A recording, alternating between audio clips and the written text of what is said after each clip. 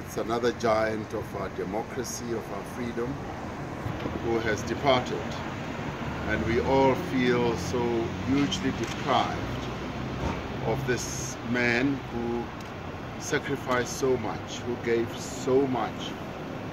He was in prison for 26 years and he was only free for 27 years. He's one of those who, out of sheer total commitment, selfless commitment, gave his life to the freedom of our people.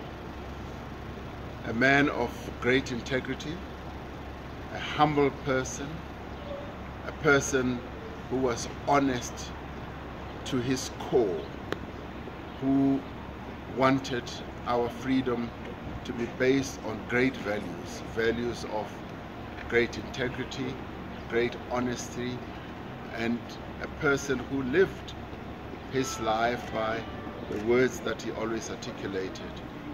We will try to emulate his commitment, his example, and I particularly remember him for the great fondness that he had for young people.